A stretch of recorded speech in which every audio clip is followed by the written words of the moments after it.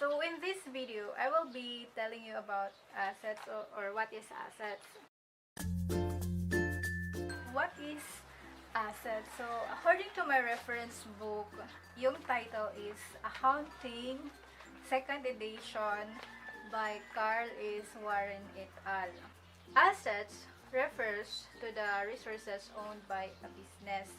So assets, ito pala yung mga resources, yung mga properties, o mga ari-arian na pag-aari ng isang business, be it a single or sole proprietorship, partnership, or corporation. So, another definition by Merriam-Webster Dictionary, asset refers to the entire property of a person, association, corporation, or estate applicable or subject to the payment of debts. The definition of asset does not just limit to the business entities but also to the individuals or a single person. Like for example, me, I am not engaging into business, or I am not into business, yet I have an assets because I own a property.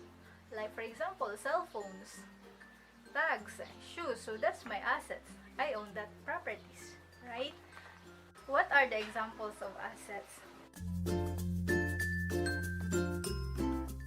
The example of assets, we have land.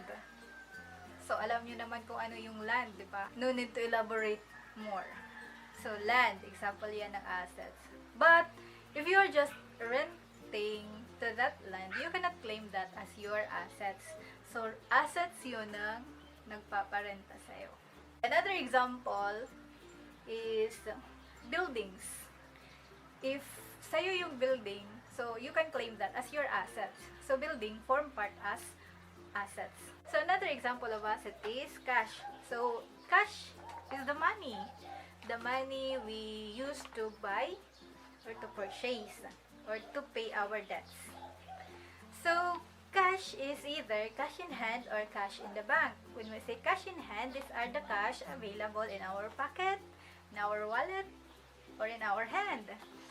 So, cash in bank naman, ito yung mga cash na dineposit natin or yung mga cash available in the bank.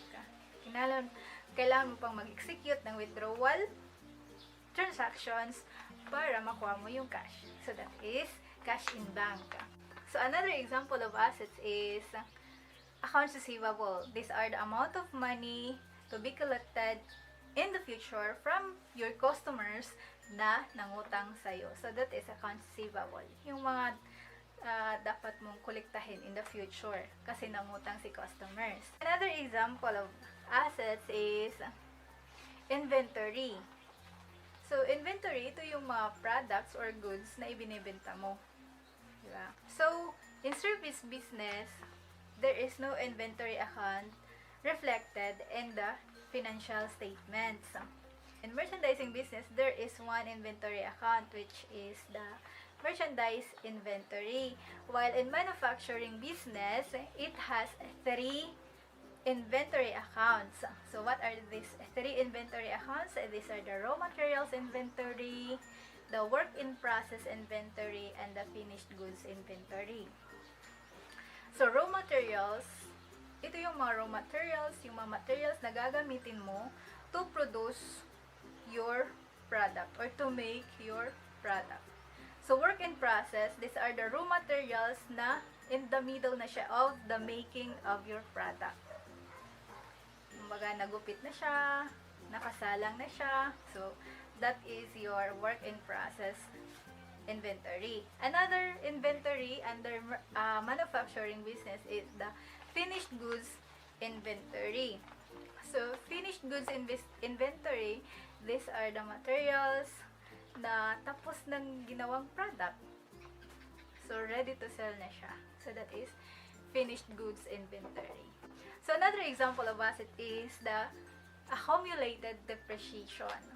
So, accumulated depreciation is a contra asset account. So, take note of the word contra, which means taliwas, oppose, or opposite. So, kabaliktaran. So, contra asset account. So, di ba, there are assets or properties na nagde-depreciate or bumababa yung value or worth niya. Like for example, yung cellphone mo. So, you purchased that one a year ago worth 5,000. So, pag in-appraise yung value niya ngayon, it's no longer 5,000.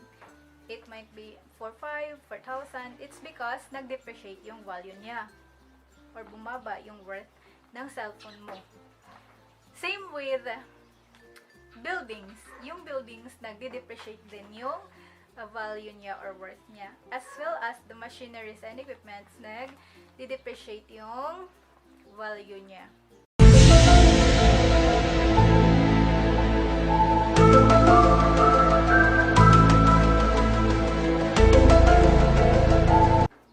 So, may i-declare kang accumulated depreciation with that.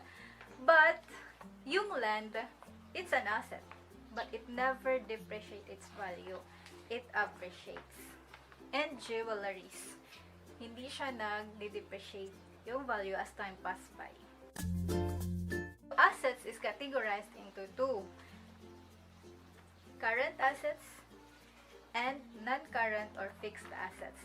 Current assets, these are the assets na mabilis mong i-convert into cash. Like for example, inventory is an asset. So, undercurrent siya. Kasi, pag naibenta mo yan, so magkakaroon ka agad ng cash. Accounts receivable. When you collect accounts receivable, magkakaroon ka agad ng cash. So, yung fixed assets, the fixed asset, example ng fixed assets is yung building. You cannot convert that one into cash easily, right? Kailangan mo pang ibenta, you need middleman or whatever, it's a long process before siya maging cash. Same with land. Land also takes a long process to convert that one into cash. So, yun yung mga fixed assets. Claims or rights to assets are divided into two. The rights of the creditors and the rights of the owner. So, meaning, hindi mo solely own ang assets mo, especially when you have a debt or utang from other organizations, because it means your assets is pag-aari din nila. So as you can read the definition by Merriam-Webster Dictionary, asset refers to the entire property of a person, association, corporation, or estate applicable or subject to the payment of debt. So take note of the phrase applicable or subject to the payment of debts. Just in case na malugi or mag-declare ng bankruptcy ang isang business, the rights of the creditors to assets must be given priority first. Let's take for an example, your business filed for a bankruptcy because you can no longer sustain its operation. It's because of global crisis like now. So, your creditors or your debts must be paid first. So, how do you pay your debt?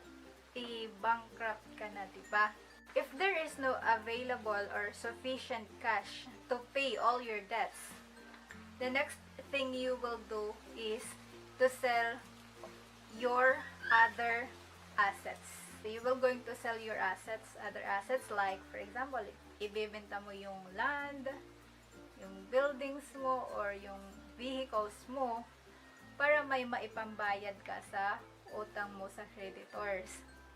And, yung napagbintahan mo, yung money na na-receive mo sa pagbebenta ng assets mo, gagamitin mo yun to pay all your debts or all your utang. So, whatever has been left, be it 50 cents or piso, then that is your asset claims now. So, make sure to manage all your debts so that pagdating ng panahon, bumagsak ka man, madali kang makakabangon.